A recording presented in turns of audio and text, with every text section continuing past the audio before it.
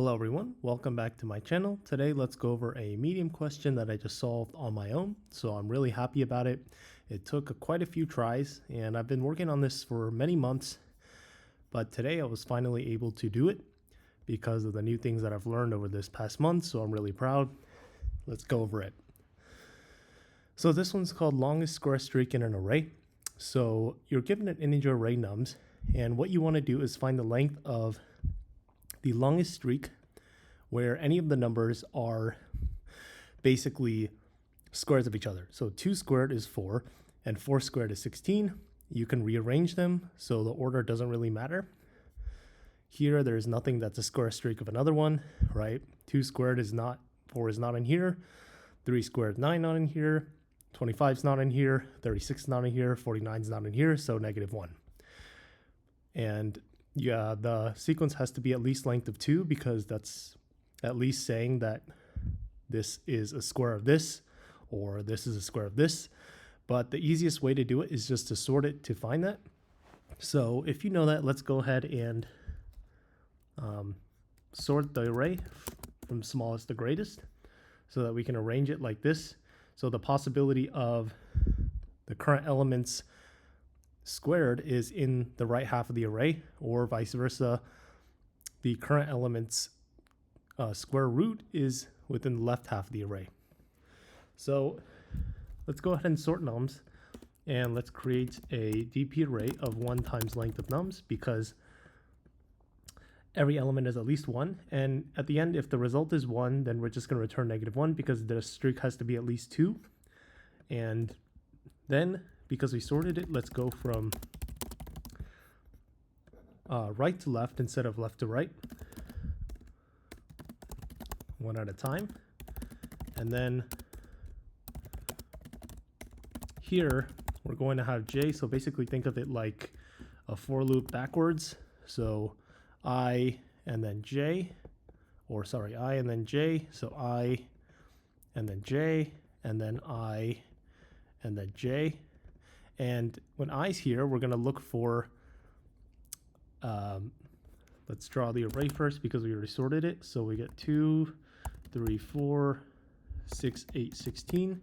We're going to start at 16 and we're going to try to find 16 square root in here. Once we do, we're going to update the length of this new guy to be length whatever this was plus 1 because we found one new element that satisfies it, that satisfies the square root of the current that's in the left view of the current element, 16.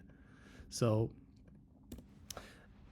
again, if dp of j times 2, all right, so 4 times itself is equal to nums of I, then dp of j equals to dp of I plus 1. And then at the end, if max of dp is equal to -1 or 1, right, because it has to be at least of length 2, that means we didn't find any element that has a relationship with another element where one is the square root of another. So we just return -1, otherwise you return maximum dp. That's going to give us our longest length. So let's see what's going on.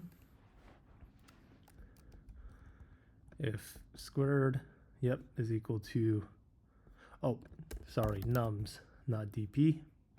So this technically works. This is my first approach that I tried, but it times out because it's too slow. So instead of doing this, how about we use binary search because we already know it's in sorted order. So time limit exceeded. Let's say we're looking for 16 right now. And then we have the rest of the array, 2, 3, 4, 6, 8. We're going to scan this array using bisect to look for the element 4 because 16 square root is 4. And if we find it, we're going to update it just like this.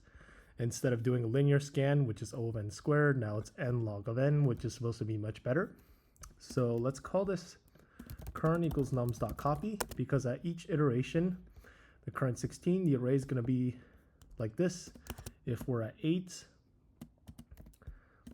the goal is for the current array to be like this, so we can scan for anything that might be the square root of 8 in the left view of 8. So to do that, cur.pop right? That's just going to give us this if we're on this, and this if we're on this, because we're just chopping off the last element, which happens to be the current element, depending on the iteration. And then now let's run a binary search, bisect left on nums, looking for the square root of the current element, right? So if 16, we're looking for 4 somewhere in this half of the array. It happens to exist. And now if we can say if nums or current of b times 2 is equal to nums of I, then dp of b equals to dp of I plus 1. B is like j. We're just not doing a linear scan. We're just binary searching.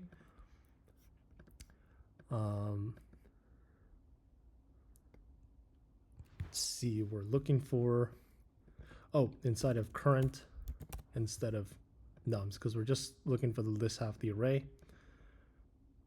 Is it -1? Indexes might be messed up. Let's see.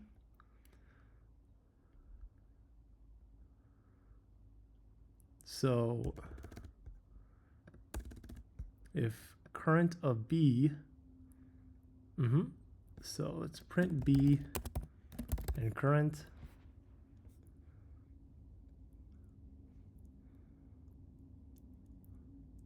So index out of range, the current element is nums of I, and we're doing a binary search. Inside of cur, looking for the square root of nums of I. That looks correct to me.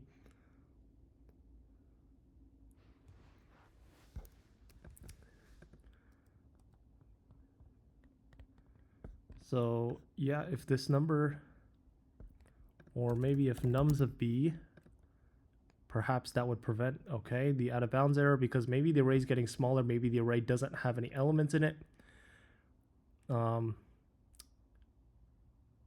In that case, it shouldn't matter, but it just seems like there's some edge cases in there. So let's submit it.